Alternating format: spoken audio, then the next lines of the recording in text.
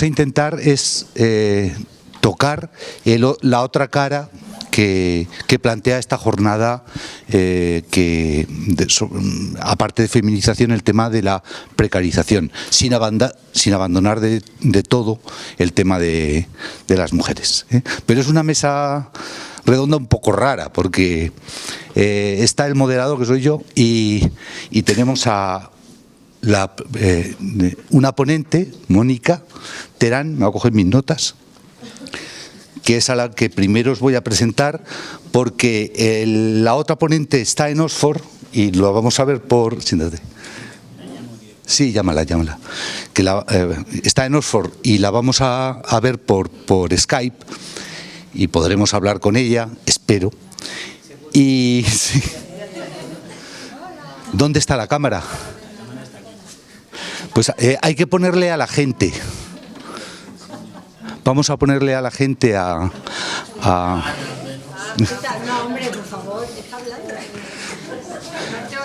No se te oye, Lorena. Pero bueno, entonces, y luego las otras participantes, porque es una mesa que aparte de un varón, todas son mujeres, están ahí, ¿no?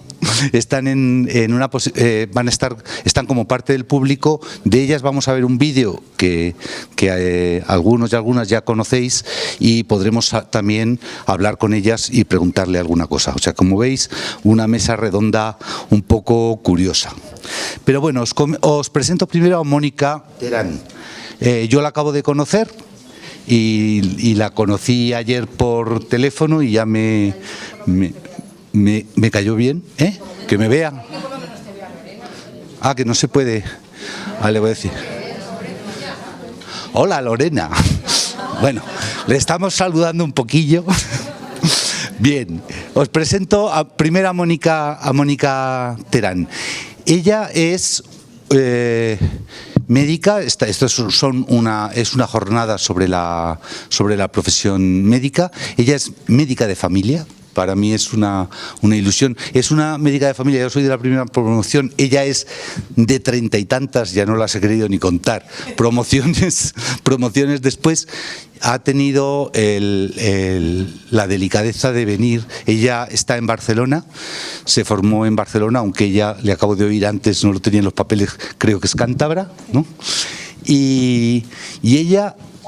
ocupa un puesto interesantísimo ahora. Es vocal del Consejo General del Colegio Médico. Es la primera vocal mujer del Consejo General del Colegio Médico de España.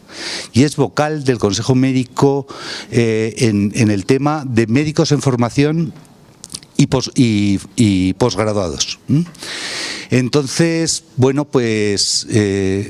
ella va a hablar en segundo lugar. Nosotros, ya lo he dicho, estamos muy agradecidos de que haya venido a contarnos alguna información muy interesante sobre el tema de la precarización y la precariedad de la profesión médica en este momento.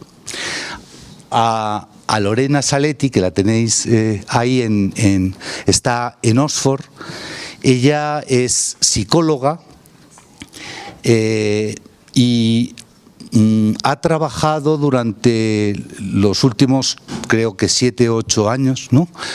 En un grupo que ha liderado durante una pila de años. También me da vergüenza comentarlo, pero es el grupo del que tengo el orgullo de formar parte desde hace 20 y tantos, junto con ¿dónde está mi informático favorito? Que no, Juan de Dios Luna, que anda por ahí, un grupo que ha liderado Ana Delgado y del que y hemos tenido el lujo de trabajar con Lorena Saletti, anda, que ya la oímos y todo, y con Lorena Saletti en estos últimos años. Un grupo que trabaja naturalmente temas de género y asistencia sanitaria. Lorena trabaja en el hospital, en un centro, se llama Cadurí, si no se llama así exactamente, ella lo aclara ahora, del Hospital Universitario de Oxford.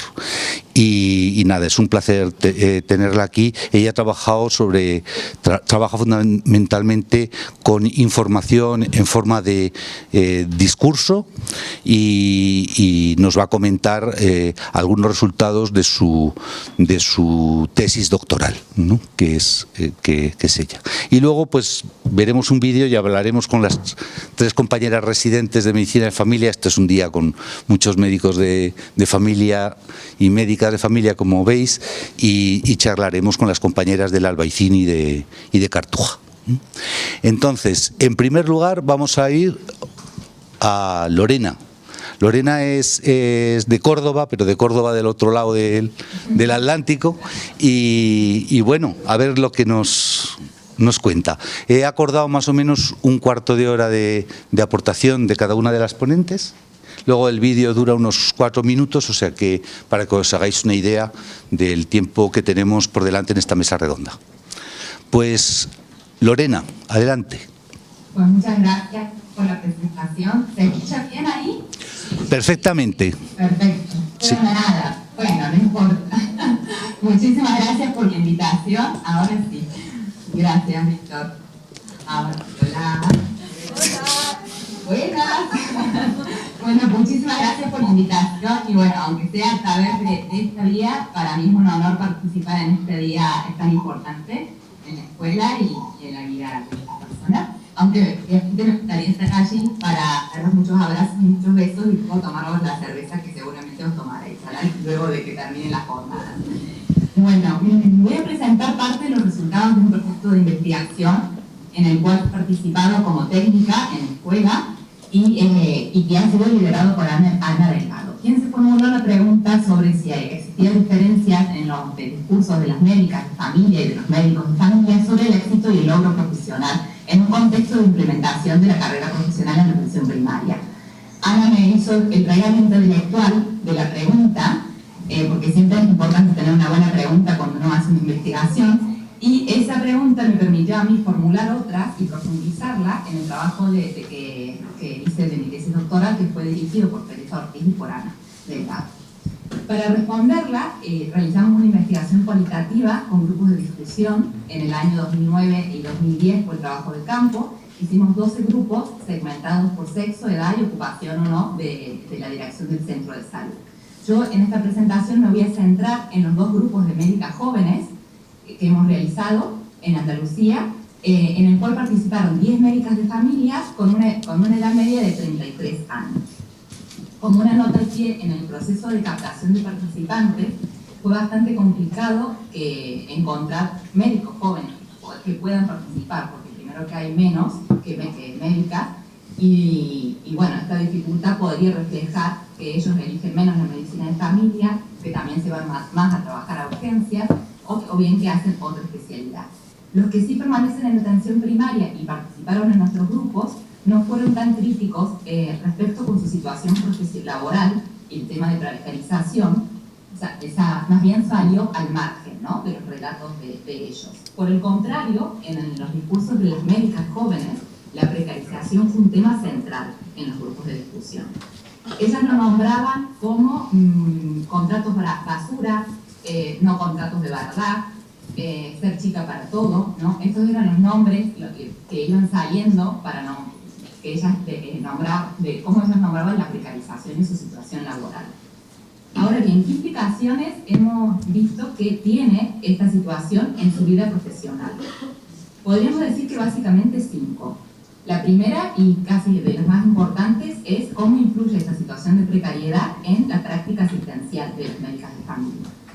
Esto de estar 3 días en cada sitio, en cada centro de salud, para ellas es un obstáculo porque no les da tiempo a conocer a los pacientes y a los pacientes, a la familia, al contexto de la población al cual están asistiendo, y tampoco da tiempo a que los pacientes y las pacientes las conozcan a ellas, con lo cual su reconocimiento y su autoridad profesional se ve dificultada. Tampoco saben el resultado de sus intervenciones.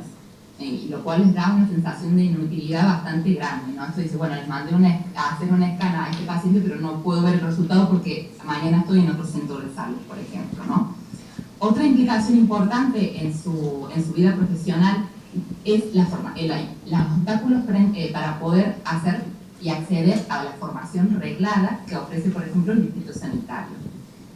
Para acceder a estos cursos, muchas veces les exige que tengan una continuidad en el centro de salud o que tengan ciertos tipos de contratos, los cuales ellas no tienen, con lo cual es, bueno, un poco un sistema bastante perverso, ¿no? De que exige ciertas cosas con las cuales ellas no pueden acceder, pero luego serán valoradas cuando se valore la carrera profesional.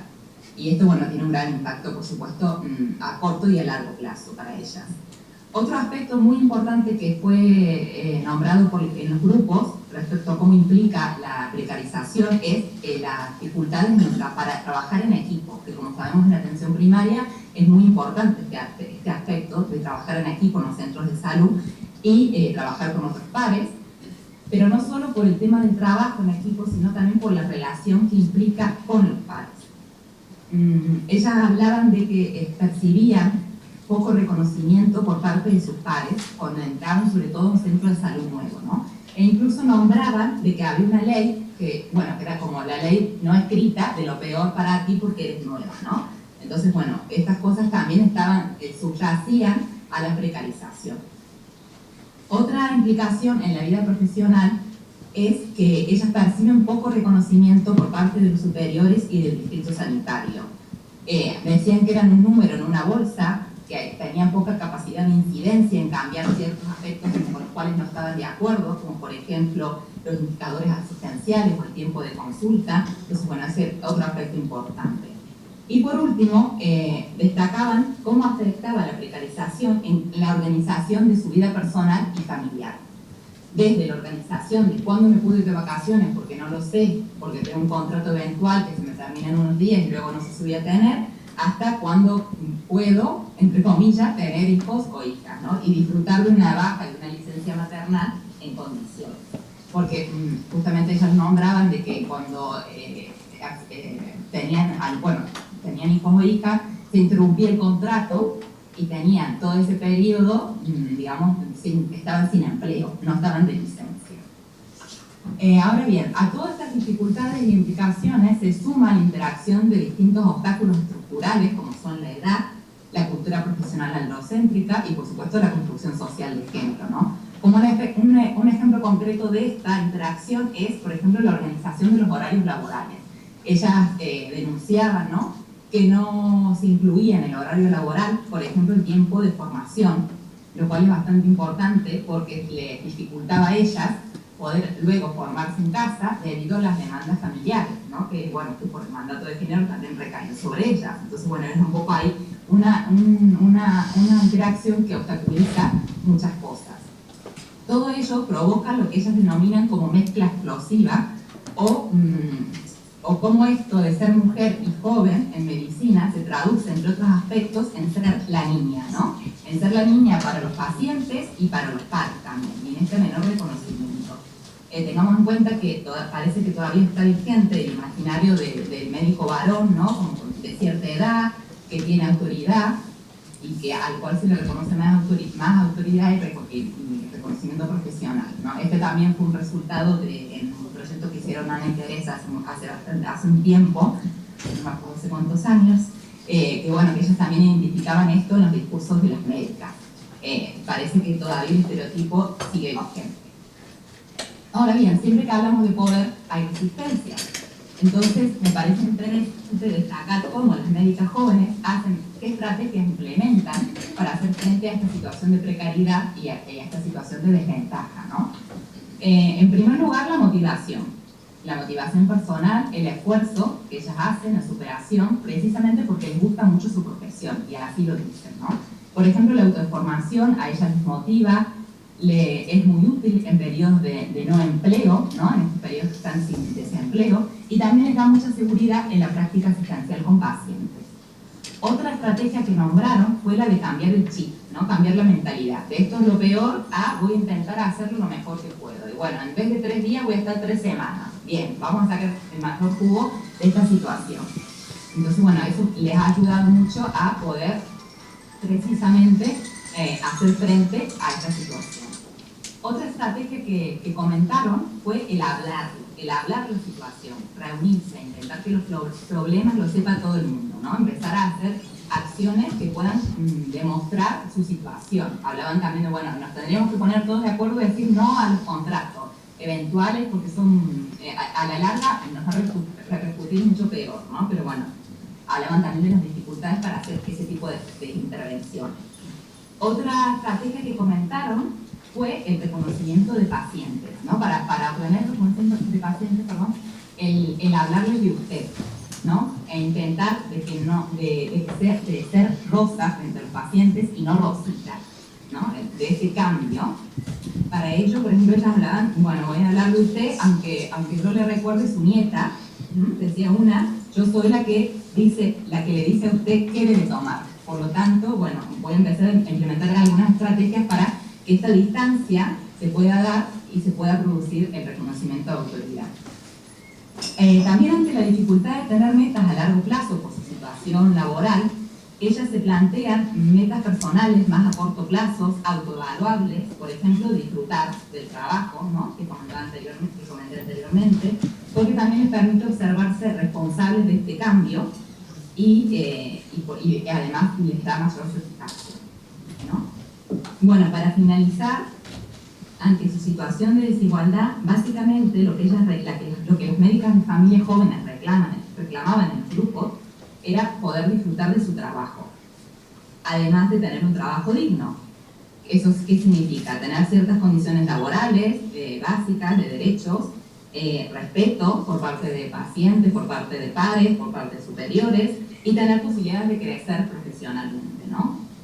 Muy importante para ellas fue, lo que comentaban era hacer la medicina de familia que nos han enseñado. Eso decían las médicas en los grupos, que es lo que deseaban ellas, ¿no? Es decir, poder hacer prevención, poder hacer promoción de la salud, atención temprana al paciente y trabajar en equipo.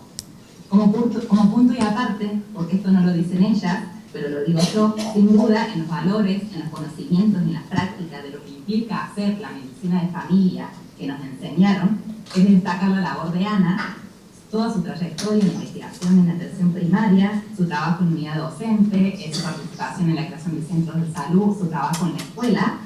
Y volviendo a las médicas, ellas nombraban como referentes que sus referentes profesionales eran sus tutores MIR y sus tutoras MIR, ¿no? Algunas que tenían, no todas lo tenían, pero las que tenían sí nombraron muchos a sus tutores y a sus tutoras MIR. Para mí, Teresa Ortiz, que está allí, y Ana Delgado, son mis maestras y mis referentes. Ana se jubila, pero puede estar muy feliz porque deja una gran huella y además deja herencia. Muchísimas gracias.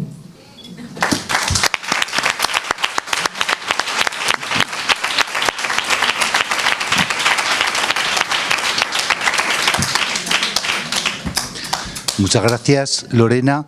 Ahora vamos a... Te tenemos que tumbar en la pantalla porque ahora se te ve muy grande. Tú puedes seguir...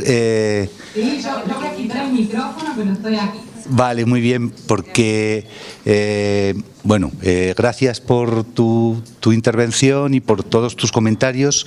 Ella sigue vinculada con Granada desde el punto de vista profesional porque está en el grupo de investigación del centro del Instituto de Estudios de la Mujer que antes ha comentado Ana en relación con Teresa y bueno, pues nada, seguimos pensando que estás ahí detrás de la pantalla, aunque ya va, no sé, si hace falta volveríamos a levantar la pantalla para poder verte. Ahora os dejo con Mónica Terán y a ver con la información que nos tiene preparada. Muchas gracias. Por los dos, bueno, déjalo así. Y póntelo ahí. Bueno, gracias. Sí, está bien. Buenas tardes a todos, en especial a Ana Delgado, que hoy es un día especial para ella. Y bueno, no sé si se me oye, ¿sí? No, ¿verdad? Es que no lo oigo yo.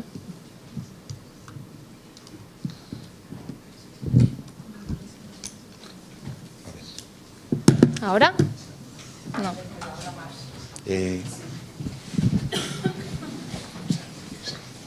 ¿Está encendido?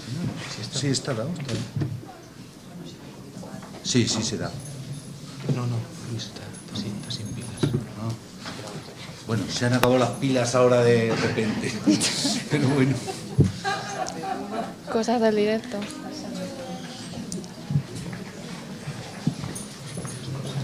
Directo. Pero tenemos aquí a Ángel, Mena.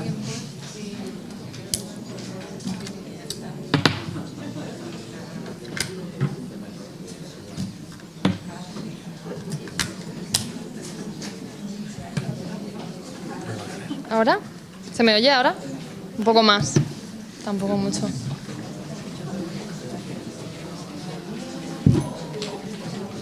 ¿Habla ahora? No, ese no. ¿Este no? Ese es para el streaming, sí, sí. Tienes que... sí, vale. para... A ver. ¿Ahora? ¿Hola? ¿Probando? Decir que sí. Sí, sí. ¿Probando, probando? Sí. Bueno. Intentaré chillar un poco más. Sí, yo creo que sí. Sí. Proyectar la voz, como dicen.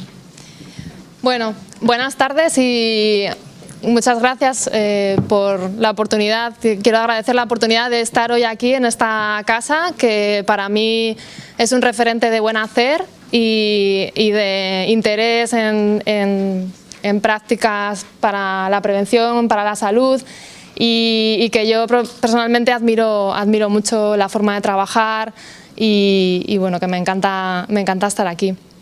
También agradezco y estoy encantada de poder estar aquí para hablar, no solo de estar aquí, sino de poder estar aquí para hablar de dos fenómenos que para mí son de gran relevancia. Uno, la precariedad, que en los últimos años estamos viviendo y asistiendo de forma cada vez más exponencial, a un fenómeno que crece de forma exponencial.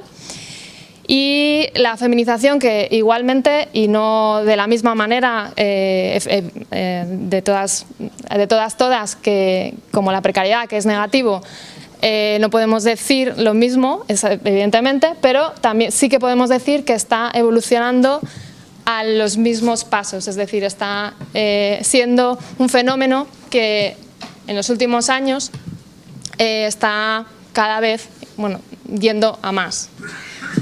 Y tenemos que pararnos y reflexionar sobre esto. Como médicos, en cuanto a la precariedad, que es sobre lo que primero que hablaré, tenemos, no solamente vivimos la situación, sino que tenemos la responsabilidad de hablar de ello y de denunciarlo, ¿no? De hablar de lo que está ocurriendo. Que también lo vivimos como pacientes, porque no solo somos médicos o profesionales sanitarios, sino que también somos pacientes. Y como médicos tenemos un código deontológico, como profesionales tenemos una ética y una moral que nos obliga a hablar de lo que afecta a la calidad de la asistencia, a la salud de nuestros pacientes, a nuestra salud también, porque la precariedad afecta a la calidad asistencial, pero también afecta a la calidad, a nuestra salud como profesionales. Entonces, permítanme que les muestre unos datos sobre precariedad, porque como somos científicos, nos gusta tener datos objetivos para poder visualizar y también pues para poder poner una cuartilla y decirle a quien toque esto es lo que está pasando.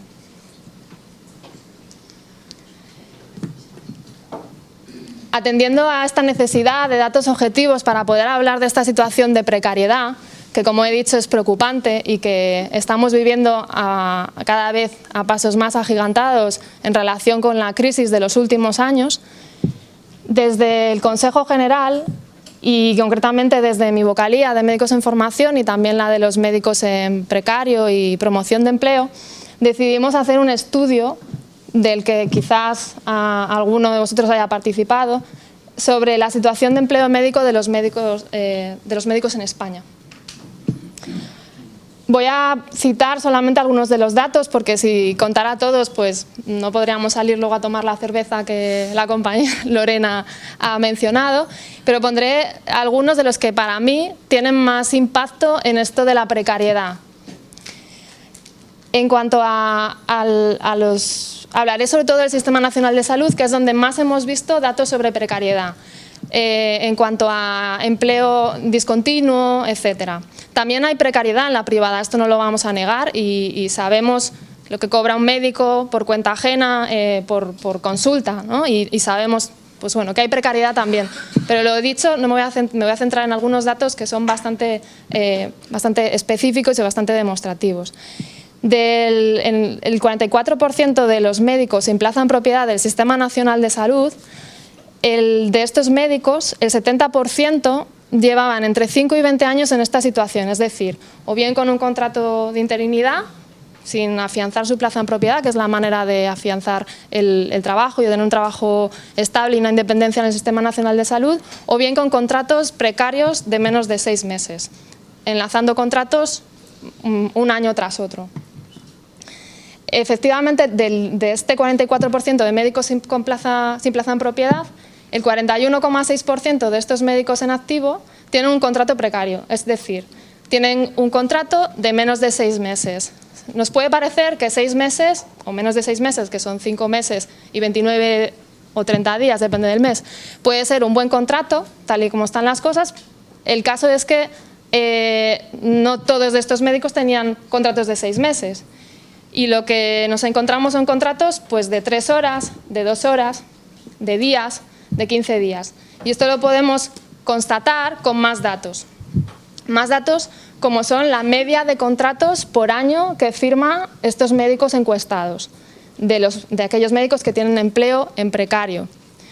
Tenemos unas cifras en cuanto a nuestro estudio, que son las primeras cifras, de aquellos a los que se le pasaba la encuesta y en ese momento estaban trabajando, un 4,67 de los que están empleados, 4,67 número de contratos por año era lo que encontrábamos. Firmaban en una media de 4,67. Y aquellos que se les pasaba la entrevista y estaban desempleados, estaban firmando una media de 7,35. Esto está contrastado y podemos ver que estas cifras, que aparte de repetirse en 2 muestreos consecutivos que hicimos, en los cuales habían entre 9.000 y 11.000 encuestados, que hace la muestra considerable, en un estudio del Ministerio de Sanidad sobre la evolución de los egresados, de los que acababan de terminar su residencia, lo cual disminuye el rango de edad, porque nuestro estudio era sobre todos los médicos de España, vemos que hay una media de contratos de 6,5 y 9,8 para aquellos que habían cambiado de centro al acabar su residencia. Son casi 10 contratos por año. O sea, es decir, ya no estamos en contratos de 6 meses, de menos de 6 meses, es que estamos hablando de contratos de 1 por mes o más, porque es una media, ¿no?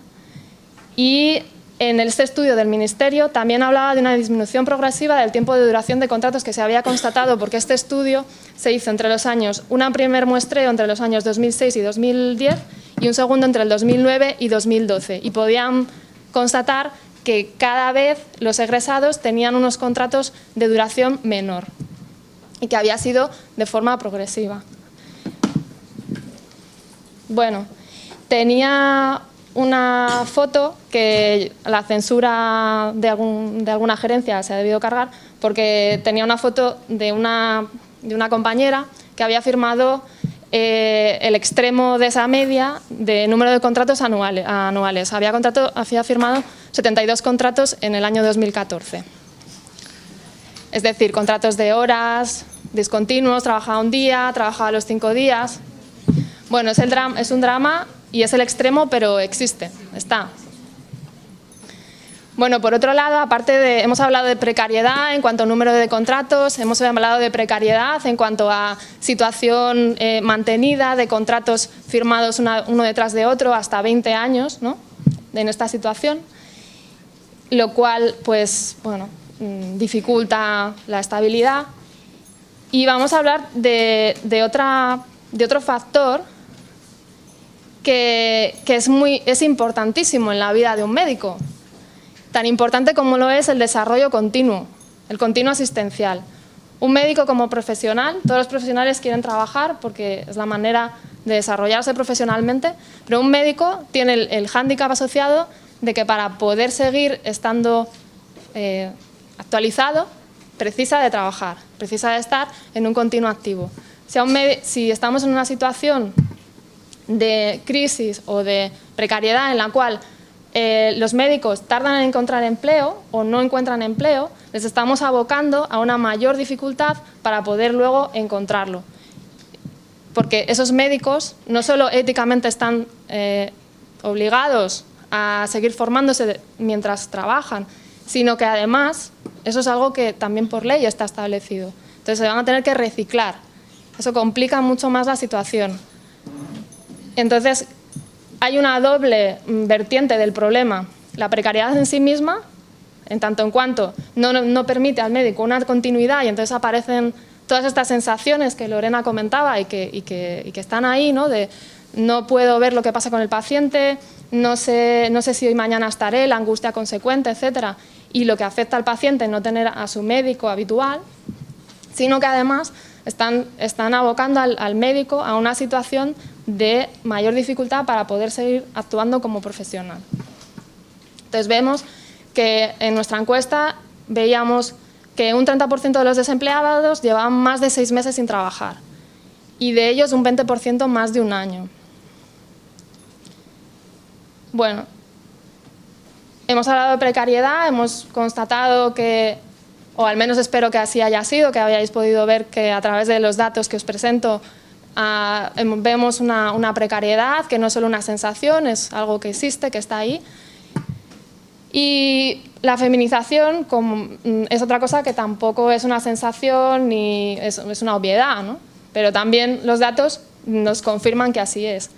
En el estudio del Ministerio sobre la evolución de los egresados, así como en otras fuentes, y si nos vamos al análisis del MIR, podemos encontrarlo en los datos del Ministerio también, pero bueno, ahí ya nos habla de una proporción de mujeres de 2/3, ¿no? Volvemos un poco a lo que hablaba Teresa de esa proporción, ¿no? En Suiza, pero que era de una forma anecdótica, ahora ya es de una forma global, ¿no? Es en todas las universidades tenemos esta proporción de 2/3 en la formación sanitaria especializada. Y así como en el 2010 ya se hablaba de 70 o 73% de mujeres en la universidad o de un 40% de colegiados, ¿no? En el 2010 y que en la actualidad sigue creciendo. O sea, ya estamos casi en la mitad, ¿no? Entonces, es un fenómeno que no es solo una sensación, sino que obviamente está ahí, ¿no?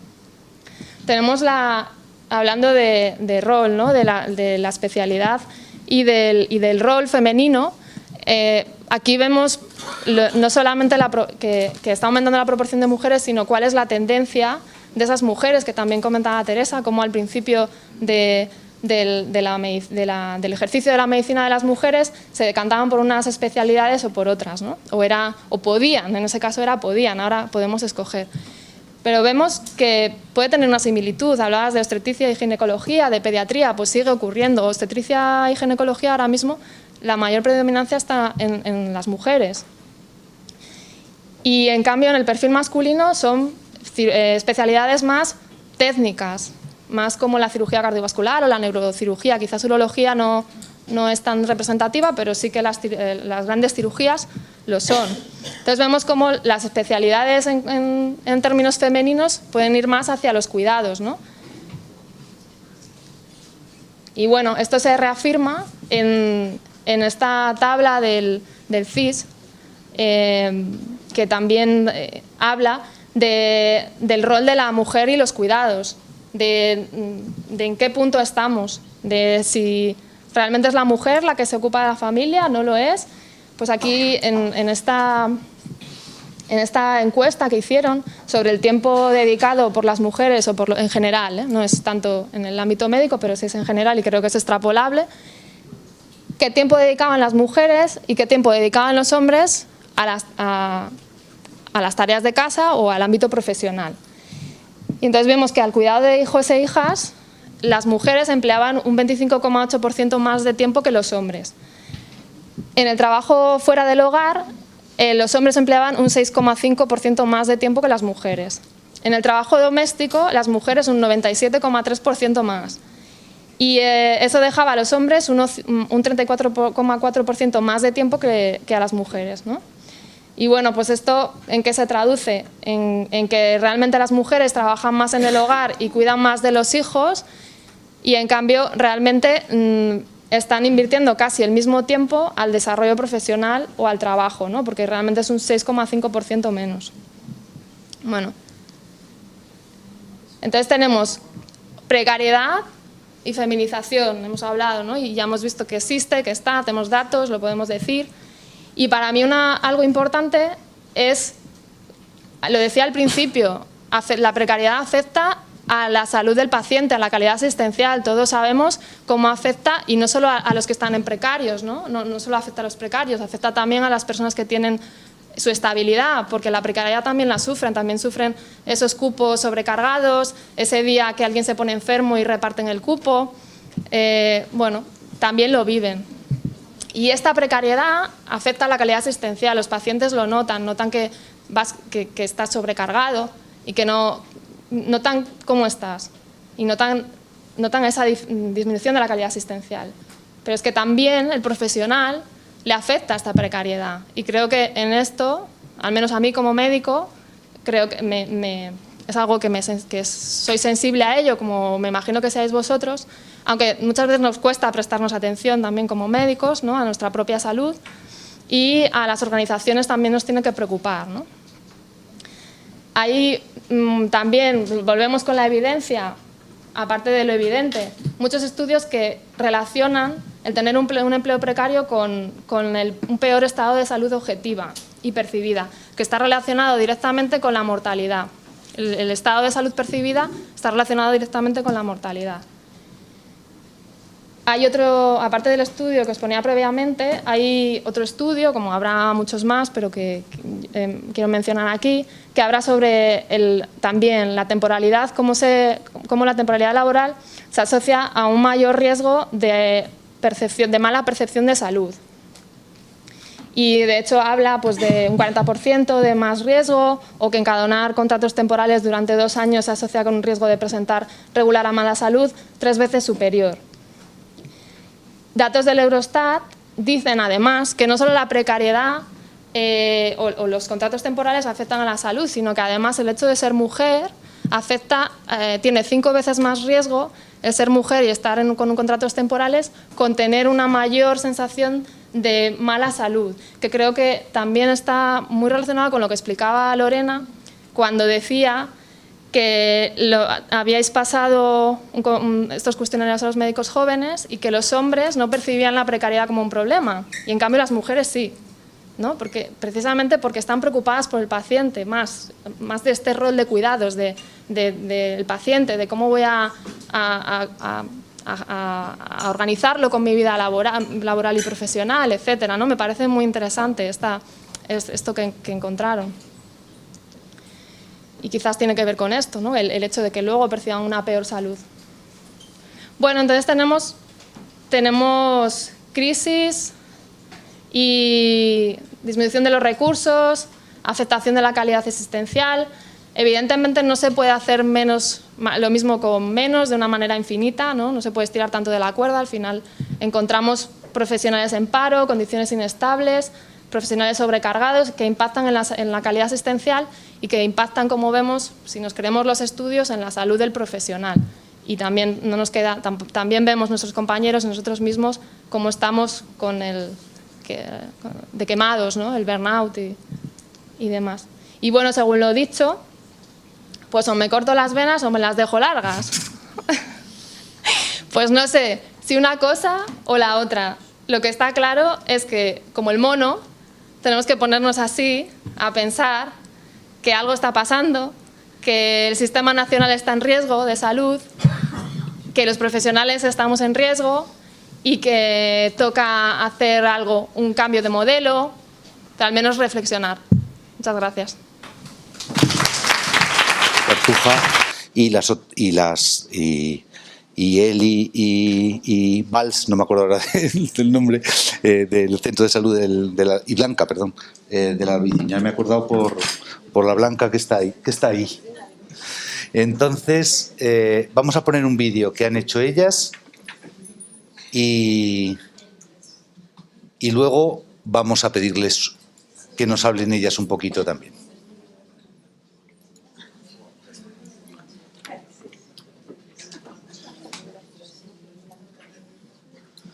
A ver.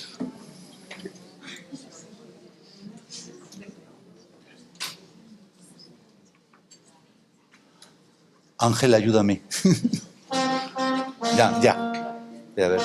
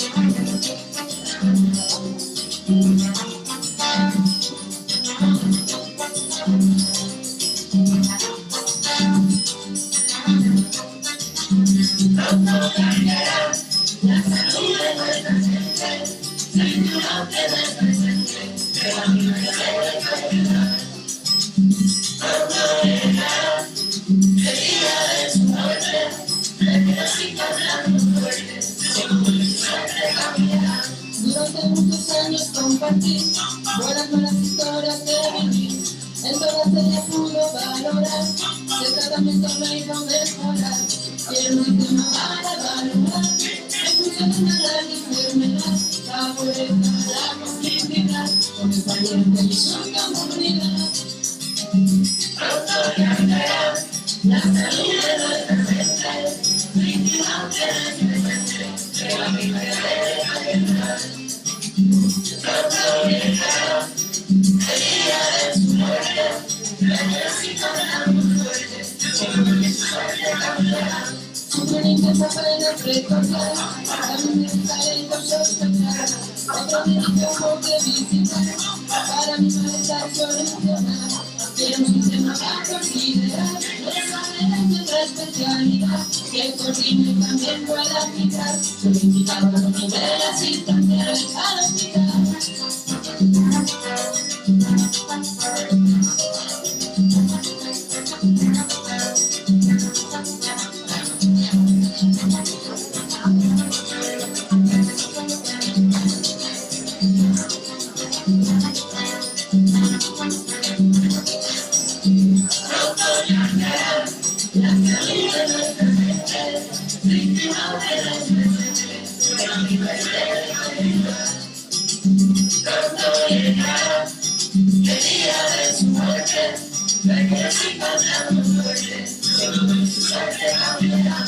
De nuevo en la consulta yo acudí y la doctora ya no estaba allí.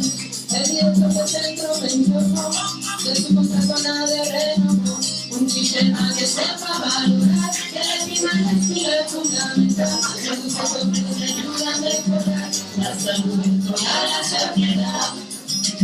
Pronto cambiará la salud de nuestra gente, víctima que no es presente, que la vida de la guerra.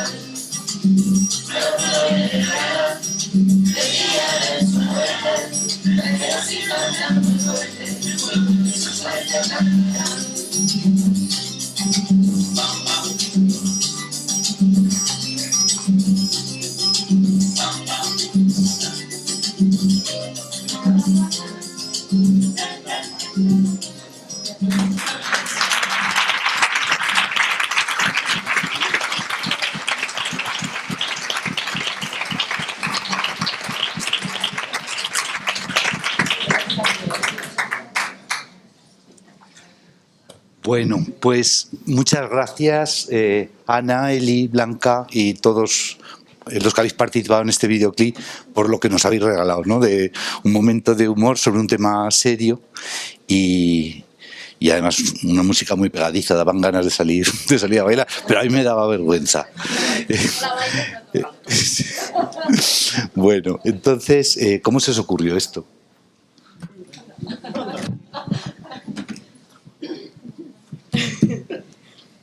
Bueno, ya está, primero agradecer porque nos llamaron y también nos apetecía compartir un poco la tarde con Ana, además la conocíamos por el curso de la unidad docente de salud y género, ¿no? Que fue complicado también ese curso, a veces hablar de esos temas es difícil y bueno, entendemos un poco aquí nuestra participación porque creemos también un camino en común con todo el tema de la precariedad y de defender los valores de la atención primaria y de ir un poco contra las amenazas, entre comillas, en general, ¿no? Y también representando un poco al proyecto, al colectivo, ¿no? Como un colectivo de gente joven y también formado sobre todo por mujeres, ¿no? Y quizá un poco, ahora mismo desde nuestra posición de residentes, pues tampoco estamos viviendo muy la precariedad, quizá como otras de vosotras, no quizá en la misma dimensión, pero bueno, sí que somos testigos de lo que significa la precariedad para nuestras compañeras con más años y de lo que significa también para el sistema y para la salud de los pacientes. Y bueno, en este sentido, con todo lo que pensáis, escribís, trabajáis y nosotras leemos y tal, pues nos invitáis a reflexionar, ¿no? y a buscar nuevos caminos, que en nuestro caso son a través del humor y bueno, por otro lado también a través del estudio y de la visibilización de ciertas cosas, ¿no? Ya está, ¿cómo surgió la cabecera?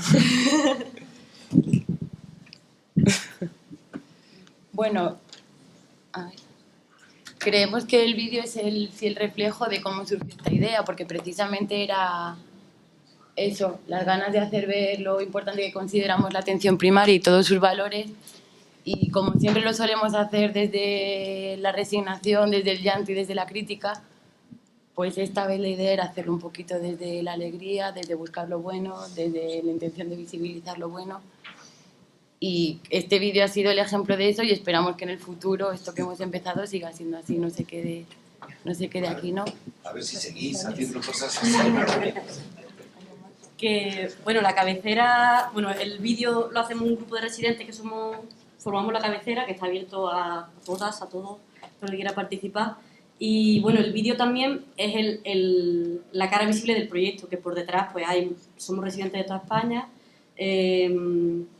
que también estamos haciendo un blog, que también, aparte de con la diversión, ¿no? Que como decía, no me acuerdo cómo se llama, hablaba por el Skype, que decía que Lorena, que también, que una de las cosas que llamaba la atención de las médicas de familia es que querían disfrutar del trabajo, ¿no? Que nosotros también disfrutamos haciendo esto, y denunciando a través del blog, que es lo que pretendemos que siga adelante, y aunando cada vez más gente a través de internet, no solo de medicina de familia ni médicas, sino también pues de otras profesiones.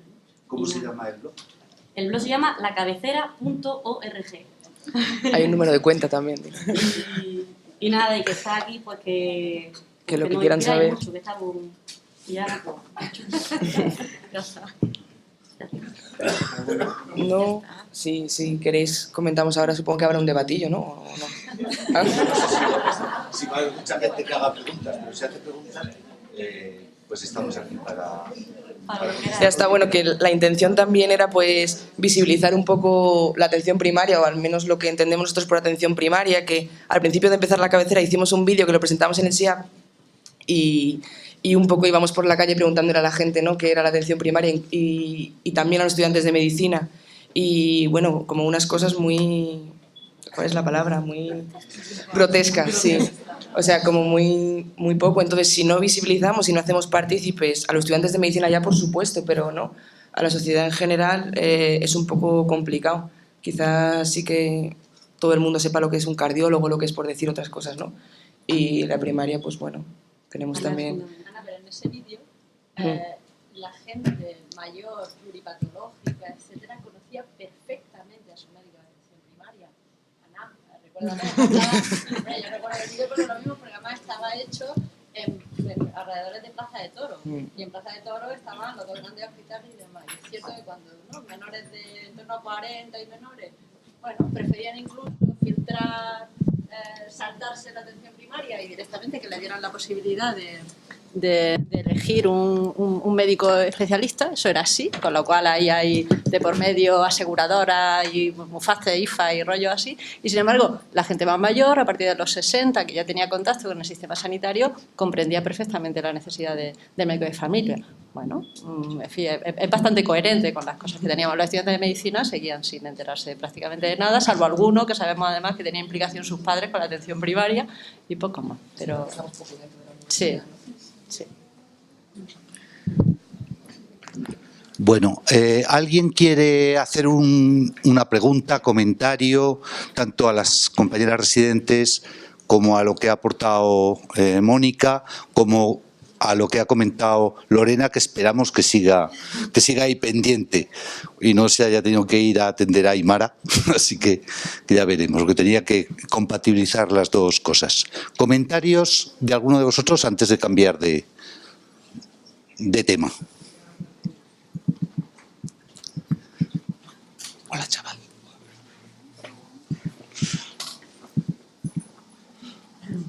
Fermina, tengo que hablar contigo. ¿Por dónde hablo? No, así. Bueno, me llamo Miguel Melguizo y soy médico de familia del Centro de Salud Almanjayar. A mí me parece muy pertinente y muy apasionante este tema de la precariedad en medicina de familia, pero creo que hay que profundizar mucho más en el enfoque. Y yo creo que este es un buen momento para hacerlo y aquí yo creo que hay personas como muy interesadas.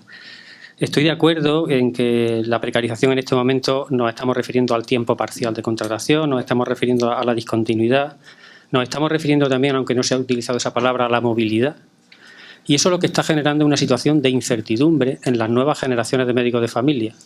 Y por nuevas generaciones me estoy refiriendo a los que en este momento tienen pues menos de 45 años, que ya es decir, ¿eh? Entonces, yo creo que entre todos estamos contribuyendo a que vivan en una situación de incertidumbre profesional que no habíamos vivido con anterioridad.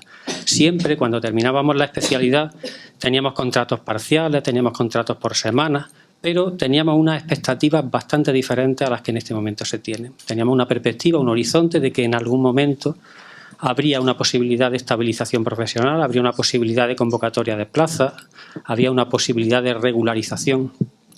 Y lo que en este momento cambia esa situación respecto a lo que ha sucedido en los últimos 30 años es una desregulación de las fórmulas de contratación de los profesionales sanitarios, que a mí evidentemente lo que más me interesa y me preocupa es el problema de los médicos de familia.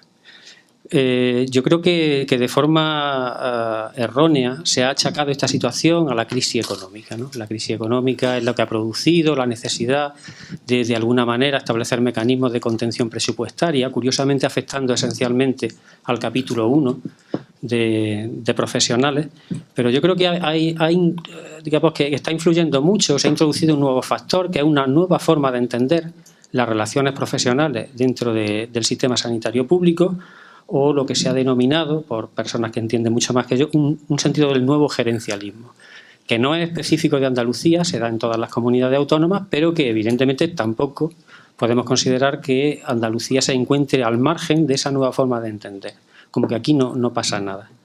Yo creo que tenemos un débito importante con las nuevas generaciones de profesionales y también tenemos un débito importante con nuestros propios pacientes y con los propios ciudadanos, a los que les estamos ofertando realmente, yo creo que de forma muy pobre, un futuro, digamos, digno de calidad en cuanto a lo que son las relaciones profesionales de médico y usuario. ¿Alguien quiere comentar cosas?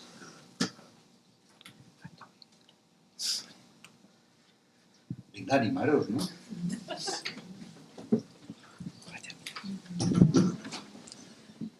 Bueno, pues si me voy a poner...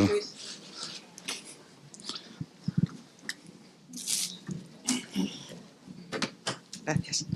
Pues yo sí quiero decir una cosa, porque llevo un tiempo sintiendo mucha ilusión y mucha esperanza, viendo nuevas generaciones de médicas y médicos de familia, de residentes, retomando con una ilusión enorme y con muchísima imaginación las luchas que en su momento hubo que hacer.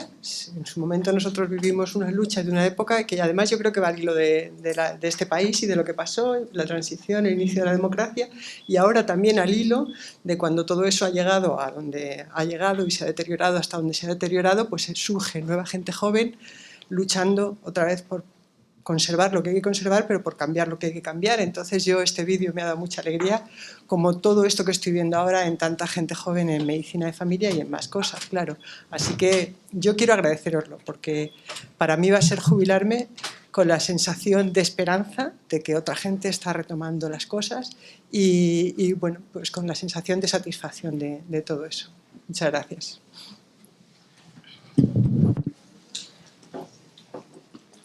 Gracias, Eli. ¿Alguien más? Bueno, pues gracias Lorena, gracias Mónica, Ana, Eli y Blanca. Ya me acuerdo de Blanca. Y gracias Miguel y gracias Elia. Y gracias a todos. Ahora le toca a María del Mar.